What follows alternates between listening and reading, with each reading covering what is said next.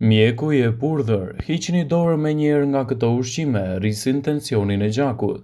Tensioni i lartë i gjakut mund të jetë shkatërrimtar për zemrën, trurin dhe veshkat. Përpos kësaj, tensioni i lartë i gjakut shkakton komplikacione të tjera të rënda me lëvizjen e gjymtyrëve.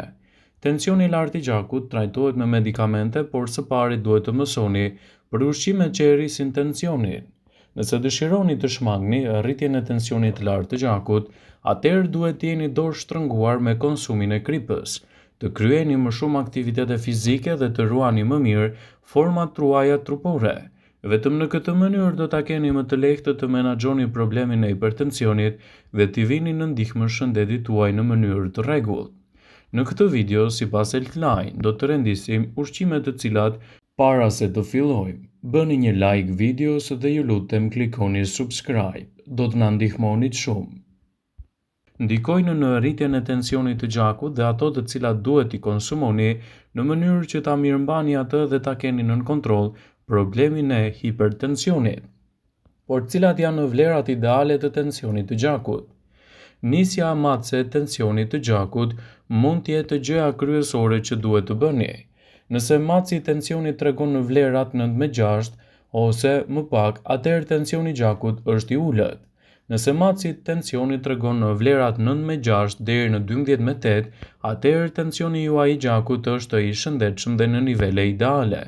Nëse matsi tregon gjithashtu vlerat 12/8 deri në vlera të ndryshme siç mund të jenë për shembull 14/9, atëherë tensioni juaj i gjakut është pak më i lartë se mesatarja.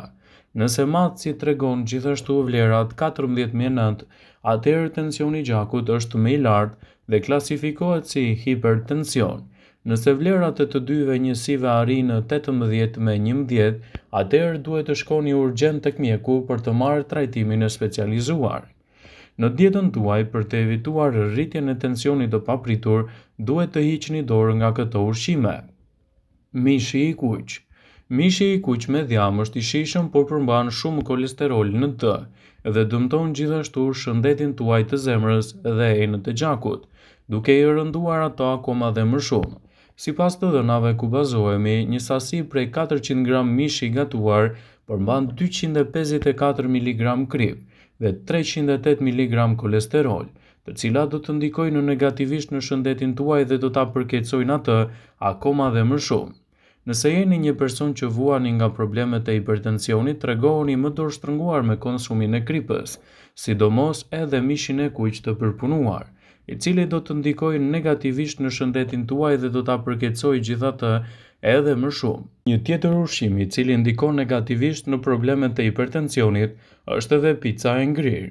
Këto ushqime mund të tingëllojnë si super të shëndetshme, por ato mund të përmbajnë edhe nivele të larta të sodiumit, element të tillë të cilët ndikojnë negativisht në shëndetin tuaj. Prodhuesit e picës, sidomos atyre të ngrira, i shtojnë në sasi të mëdha të shtesave për ruajtjen e picës, duke riskuar kështu një problem me hipertensionin dhe një rritje të papritur të tij. Nëse jeni një person që vuani nga shqetësimet e hipertensionit, tregoni më shumë vëmendje me ushqyerjen. Edhe salcat e paketuara të domates janë të dëmshme në rastin tuaj. Salcat e domateve dhe paketimeve të qelçit ose metaliket e rrisin shumë tensionin tuaj të gjakut dhe mund të ndikojnë negativisht në aspektin tuaj shëndetësor. Një racion me makarona me salca të gatshme është i dëmshëm edhe mund të përmbajë deri në 1300 mg krip, e cila do të ndikojë drejt për së drejti në rritjen e niveleve të hipertensionit dhe përkeqësimin e shëndetit tuaj.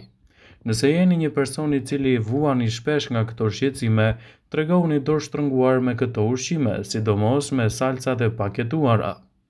Edhe turshit e gatshme, të cilat mund t'i blini në market, janë të dëmshme për personat që vuajnë nga hipertensioni.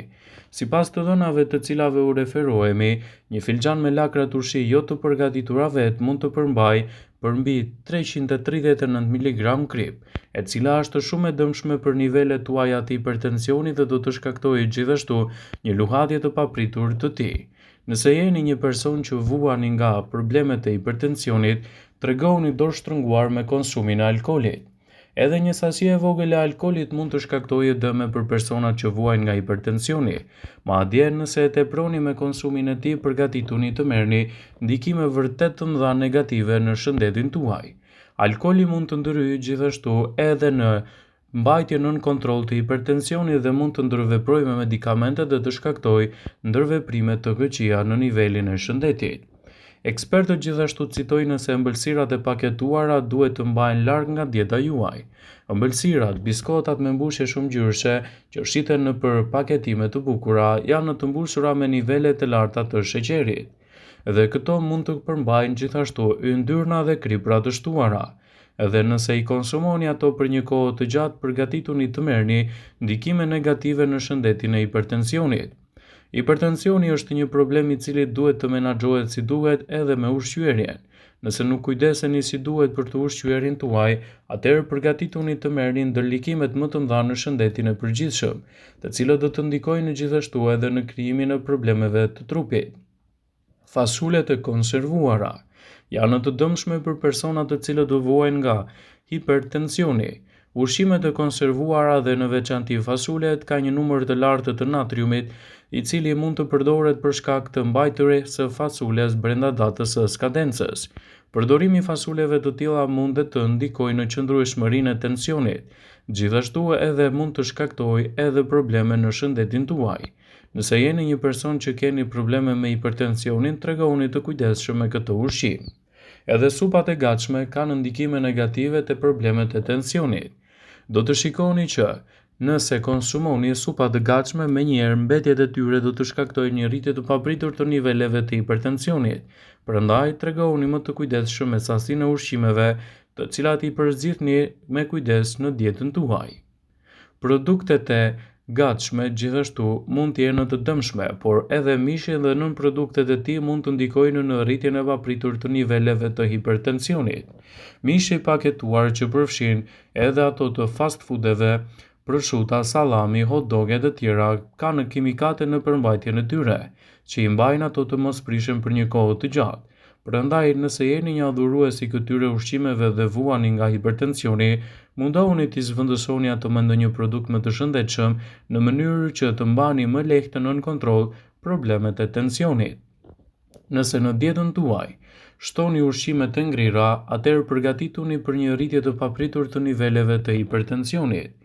Jeni në dieni se ushqimet e ngrira mund të jenë të gatuara për vite të gjata dhe më pas t'i konsumoni. Një sasi e madhe e kripës përdoret për ruajtjen e tyre. Dhe nëse jeni një person që vuani nga hipertensioni, atëherë tregoni të kujdesshëm me këto ushqime të cilat i shtoni në dietën tuaj, do ta keni më të vështirë menaxhimin e problemeve të hipertensionit. Gjithashtu, hipertensioni duhet të mbahet nën kujdesin e një mjeku në mënyrë që të bëhet përzgjedhja e duhur. Për të ulur tensionin e lartë të gjakut ose për të rritur tensionin e ulët, duhet të konsumoni disa ushqime të cilat mbajnë në nivele të qëndrueshme. Bëhet fjala për ushqime të tilla si rrushi, peshku, frutat si bananet, hudhra, por edhe ëmbëlsirat si çokolladat. Në temperaturë të lartë rrushi ndihmon në rritjen e tensionit të ulët. Ka aciditet të veçantë dhe ndihmon personat mbi moshën 40 vjeç. Këshillohet që çdo ditë të konsumoni 10 deri në 20 kokra rrush gjatë verës, në rast se keni tension të ulët. Gjithashtu peshku.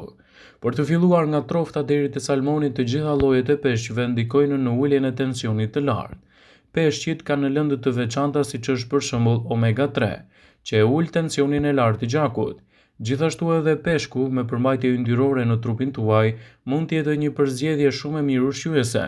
Për sa kohë nuk teprohet me konsumin e tyre me krip, atëherë përgatituni për një ndikim pozitiv në dobi të shëndetit. Bananet.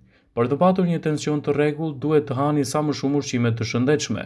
Vetëm në këtë mënyrë do ta keni më të lehtë të menaxhoni problemet e hipertensionit dhe të vini në ndihmën e shëndetit tuaj. Ndaj sigurohuni të përzgjidhni produktet e duhura ushqyese, siç janë për shembull edhe bananet.